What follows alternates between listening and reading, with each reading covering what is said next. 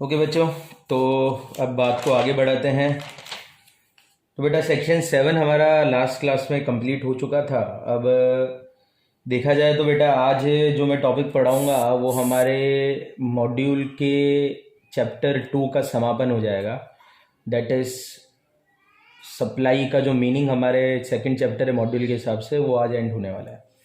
तो जो टॉपिक है वो आपकी आंखों के सामने लिखा हुआ है मैंने, कंपोजिट एंड मिक्स सप्लाई। तो ये जो वर्ड है कंपोजिट, ये पहले भी आया हुआ है। शेड्यूल 2 में मैंने आपको दो टाइप की कंपोजिट सप्लाईज के बारे में बोला था।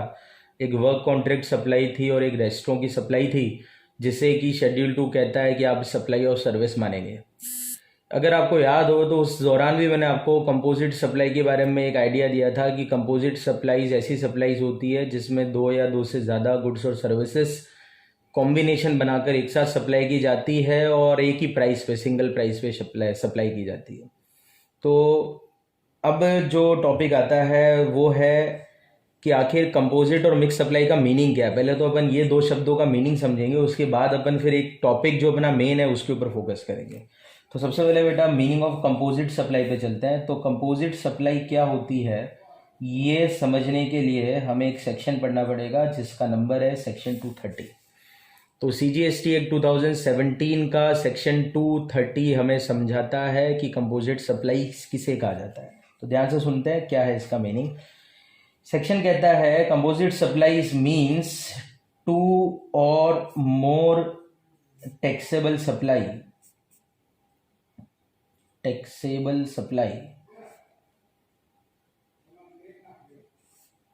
Made by taxable person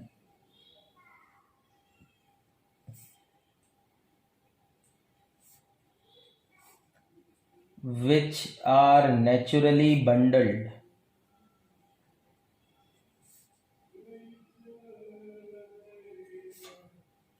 in ordinary course of business.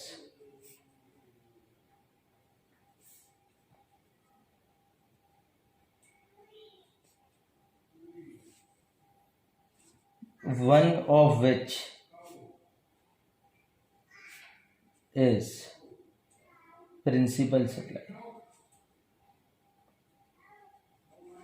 Okay, तो ये है बेटा हमारी डेफिनेशन जो है कंपोजिट सप्लाई की, जो कि सेक्शन 230 में दी गई है। अगर आप इस डेफिनेशन को एनालाइज करोगे तो ये क्या कहते हैं, ये कहते हैं ऐसी सप्लाई को कंपोजिट सप्लाई कहेंगे जिसमें दो या दो से ज़्यादा टैक्सेबल सप्लाई को एक साथ दिया जाता है। ऐसी दो या दो से ज़्यादा टैक्सेबल सप्लाई जिसको कि बंडल बनाकर दिया जाए, और ये बंडल एक नेचुरल बंडल होना चाहिए।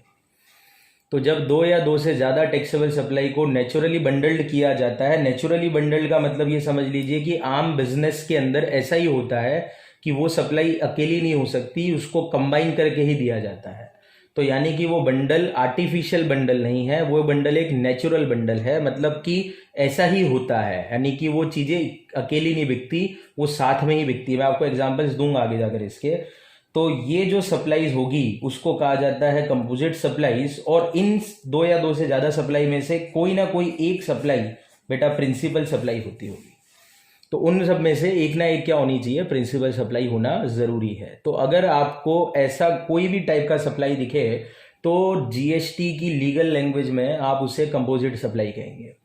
अब अगर मैं इसके एग्जांपल लेता हूं तो दो एग्जांपल तो मैंने आपको पहले ही दिए थे, रेस्टोरेंट हो गया और आपका वर्क कॉन्ट्रैक्ट हो गया। वो दोनों भी कंपोजिट सप्लाई थी, क्योंकि अगर आपने देखा हो तो वर्क कॉन्ट्रैक्ट के अंदर मैंने कहा था कि लेबर प्लस मटेरियल मिलाकर दिए जाते हैं, रेस्टोरेंट में खाना प्लस सर्विस मिलाकर दी जाती है, और वो नेचुरल बंडल्ड है। मतलब कि रेस्टोरेंट जब जाओगे तो ऑब्वियसली खाना और सेवा तो सब जगह मिलती है। तो ऐसी ही चीज़ों को अपन कहते हैं क्या नाम है, कंपोजिट सप्लाईज। तो और इसके एग्जाम्पल अगर मैं देखूं तो आप सभी ने जीवन में मोबाइल खरीदा होगा, और जब आप मोबाइल खरीदते हैं तो उस मोबाइल के साथ आपको क्या क्या मिलता है, थोड़ा सा उस डब्बे के ऊपर गौर फरमाएं।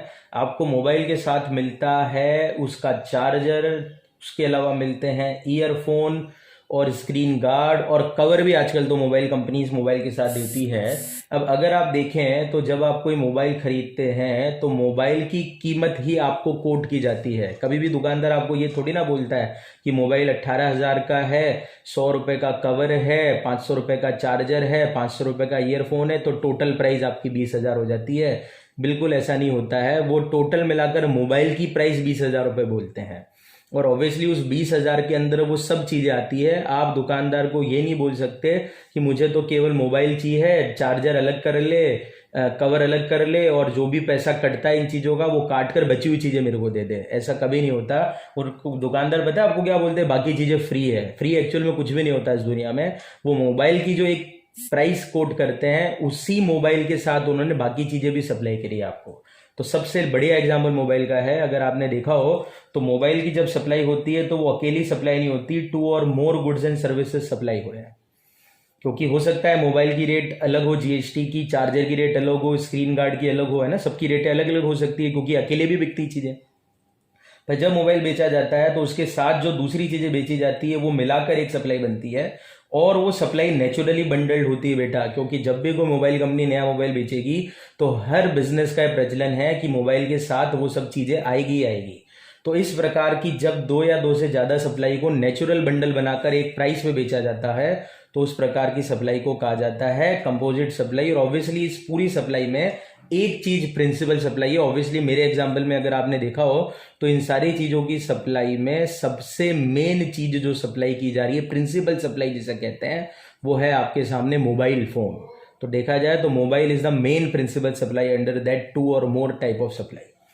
तो जब इस प्रकार की कोई सप्लाईज होती है तो उसे कंपोजिट सप्लाई कहा जाता है। अब एक क्वेश्चन आपके दिमाग में आ सकता है कि सर मान लीजिए कि जो मोबाइल है उसके साथ चार्जर और ये सब दिया जा रहा है पर जो प्राइसेस है वो अलग अलग कोट की जा रही है। मोबाइल का अलग पैसा ले रहे हैं, चार्जर का अलग कोटेशन दे रहे हैं, यानी कि 20,000 तो ले रहे हैं पर सबका प्राइस अलग अलग कोट किया गया है। तो बेटा ऐसी परिस्थिति में इस प्रकार की सप्लाई को कंपोजिट सप्लाई कहते ही नहीं है। कंपोजिट सप्लाई होने का मतलब ही यह है कि प्राइस एक है और प्रोडक्ट 2 या 2 से ज़्यादा है। प्रोडक्ट अगर 2 या 2 से ज़्यादा आप ले रहे हो और सबका अलग अलग दाम चुका रहे हो तो बेटा वो सब इंडिविजुअल सप्लाई है। हर एक सप्लाई पे उसकी अलग रेट एप्लीकेबल हो जाएगी। मोबाइल पे मोबाइल की रेट एप्लीकेबल हो जाएगी, चार्जर पे चार्जर की रेट एप्लीकेबल हो जाएगी। पर कंपोजिट सप्लाई तो तब होगा जब प्राइस तो आपसे एक बिल बनेगा। मोबाइल के प्राइस आपको देंगे 20,000 रुपये पर उस 20,000 के अंदर की चीज़ों को आपको ब्रेकअप नहीं देने वाले। उस प्रकार की सप्लाई को बेटा कहते हैं कंपोजिट सप्लाई। तो ये आपको थोड़ा सा ध्यान रखना है बेटा। टेक्निकली प्रिंसिपल सप्लाई का मीनिंग तो मैंने आपको बता दिया पर लीगली भी इसका मीनिंग दिया गया सेक्शन 290 में। Principal supply means a supply which constitute predominant element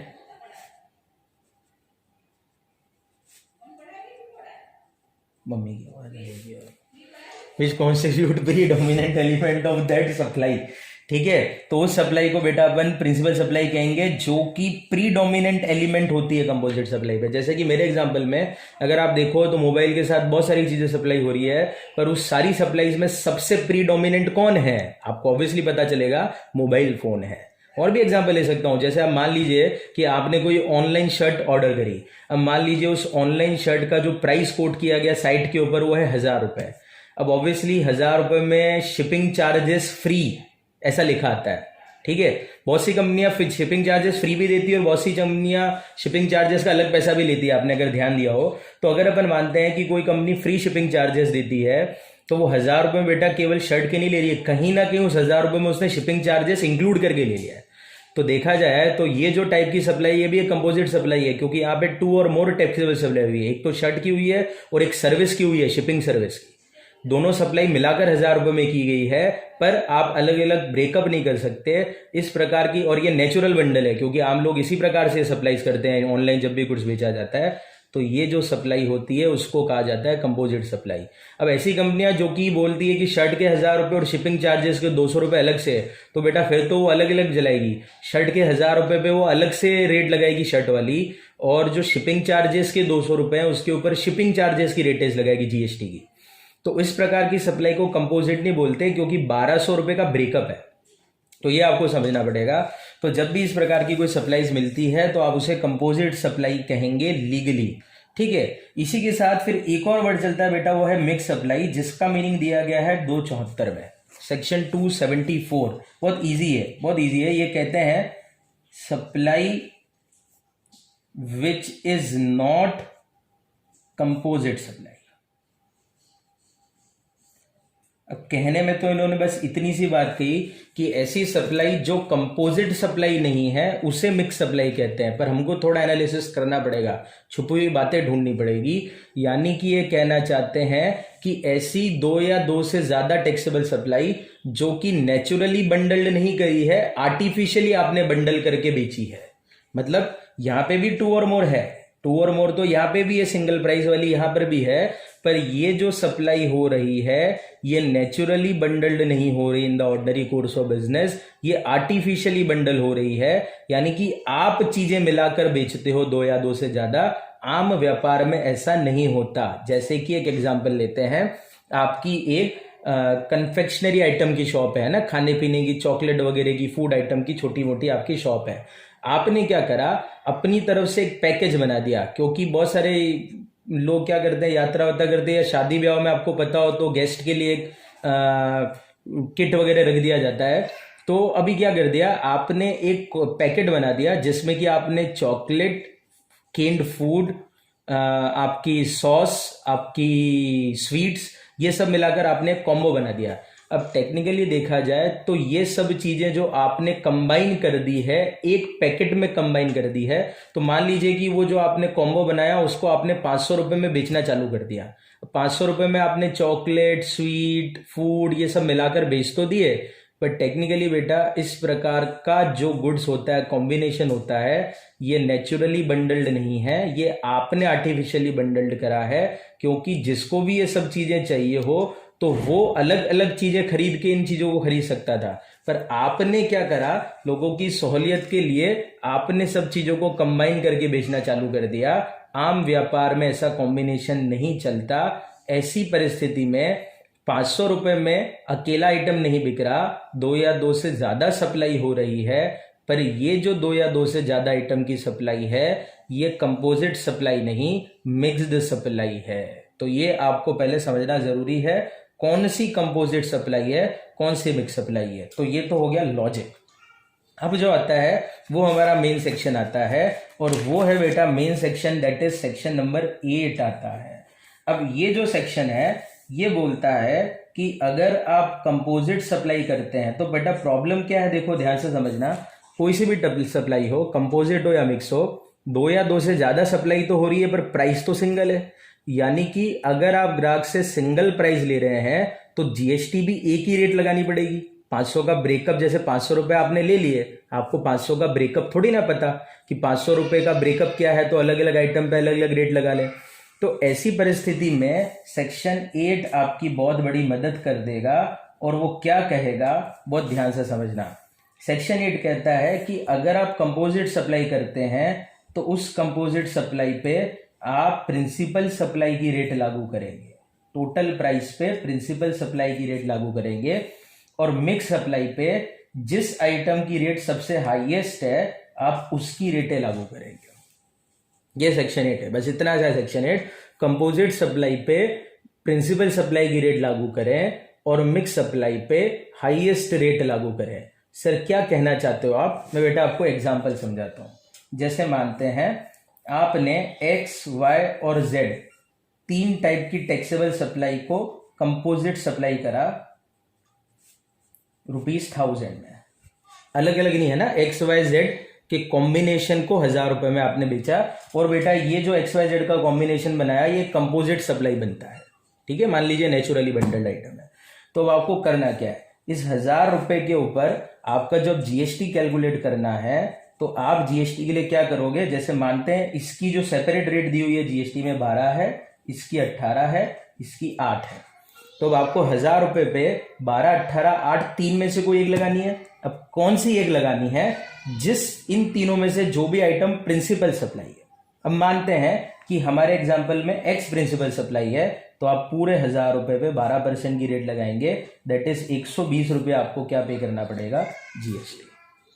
पर बेटा अगर इसी एग्जाम्पल को मैं उल्टा कर दूं, से फॉर एग्जाम्पल आपने XYZ को सप्लाई करा कॉम्बिनेशन बनाकर, पर वो कॉम्बिनेशन कंपोजिट नहीं है, मिक्स सप्लाई का बन गया, मतलब ये कॉम्बिनेशन आर्टिफिशियल है।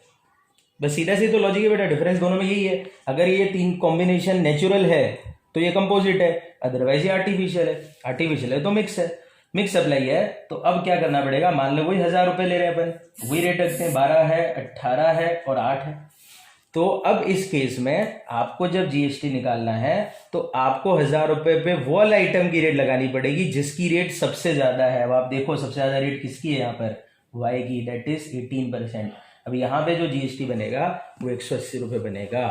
That is the main difference. Practical question आ सकता है, आपको दे देंगे कि ये कॉम्बिनेशन बनाकर ये आइटम बेचे, अलग अलग रेट दे देंगे, ऑब्वियसली अलग अलग प्राइसेस नहीं देंगे, प्राइसेस तो एक ही होगी। अब एक प्राइस पे तीनों मिलाकर बेचे, अलग अलग रेट दे देंगे, आपको वो रेटों में से कौन सी रेट लगानी है, सेक्शन 8 यूज करो।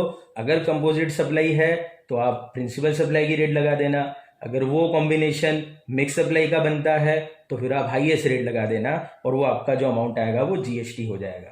अब पॉइंट टू बी नोटेड, ये जो सेक्शन 8 है बेटा, ये आप कंपोजिट सप्लाई और मिक्स सप्लाई की रेटों पे लगाओगे, पर दो टाइप की कंपोजिट सप्लाई पे सेक्शन 8 नहीं लगाना है। कौन कौन सी दो कंपोजिट सप्लाई, जिसके बारे में कानून ने शेड्यूल 2 में ही बोल दिया था आपको, एक वर्क कॉन्ट्रैक्ट वाली और एक रेस्टोरेंट वाली। वहां पे लॉ ऑलरेडी आपको ये बोल चुका था कि वर्क कॉन्ट्रैक्ट और रेस्टोरेंट वाली जो कंपोजिट सप्लाईज है उसके ऊपर आप सर्विसेज की रेटें लगाएंगे, उसको आप सप्लाई ऑफ सर्विस मानेंगे, तो आपको फिर सर्विस की रेटें लगानी है। वहां पे जो गुड्स इन्वॉल्व हुए उनकी रेटों से आपको कोई मतलब नहीं है। पर उन दो के अलावा की बाकी सारी कंपोजिट सप्लाई पर आपको सेक्शन 8 लगाना है। और अगर सप्लाई कंपोजिट होती ही नहीं है, मिक्स्ड सप्लाई बन जाती है, तो आपको हाईएस्ट रेट लगाना है। ये सेक्शन 8। कैसे जज करेंगे कंपोजिट, कंपोजिट जज करने का क्राइटेरिया मैंने आपको बता दिया। जो कंपोजिट नहीं है फिर बेटा वो सारी कौन सी है, मिक्स्ड है, और कोई लॉजिक इसका नहीं है। यहां पे जाकर आपका बेटा हमारे मॉड्यूल के चैप्टर 2 के सारे प्रोविजंस क्या हो जाते हैं, कंप्लीट। अब मॉड्यूल के चैप्टर 2 में बाकी जो कॉन्सेप्ट दिए गए हैं वो बेटा है सीबीआईसी के कुछ सर्क्यूलर्स हैं। सीबीआईसी ने बहुत सारी सिचुएशन में कैसे जीएसटी निकालना है, कैसे जीएसटी से डील करना है, वो सिचुएशन बना बनाकर क्लैरिफिकेशंस दिए हुए हैं। तो बहुत सारे क्लैरिफिकेशन आपके मॉड्यूल में दिए हुए हैं। मैं अब अगले लेक्चर में वो सर्क्यूलर्स के बारे में डिस्कशन चालू करूंगा। 1-2 लेक्चर के अंदर वो सारे सर्क्यूलर डिस्कस करेंगे। पॉइंट टू बी नोटेड, जब भी मैं कोई सर्क्यूलर डिस्कस करूंगा तो वो कोई स्पेसिफिक सिचुएशन पे लगाना है, मैं सिचुएशन समझाऊंगा, और ऐसी सिचुएशन पे कैसे डील करना है वो सर्क्यूलर जो बोलेगा वो आपको याद रखना पड़ेगा, और वही सर्क्यूलर के नियम आपको उस सिचुएशन पे लागू करने पड़ेंगे। तो अब मैं कोई सेक्शंस नहीं पढ़ाऊंगा क्योंकि सेक्शन वाइज ये चैप्टर खत्म हो गया है। इस चैप्टर में 2 ही मेन सेक्शन समझाए थे, सेक्शन 7 और सेक्शन 8, और डेफिनेशन के अंदर तो मैंने बहुत सारे 2 के सेक्शन यूज करे ही हैं, तो वो वाले आपको समझाए थे। पर सर्क्यूलर के नाम पर मैंने 1-2 ही सर्क्यूलर आपको अभी तक समझाए हैं बीच बीच में। तो बाकी सारे सर्क्यूलर कौन से लॉजिक के साथ, किस लॉजिक के साथ सीबीआईसी ने इशू करे हैं, वो अपन को डिस्कस करने हैं। तो वो मैं अगले लेक्चर में शुरू करूंगा। ये बहुत इंपॉर्टेंट है, प्रैक्टिकल आ सकता है सेक्शन 8 पे, इजी भी टॉपिक है, तो आराम से आप इसको पढ़ें। Enjoy, thank you.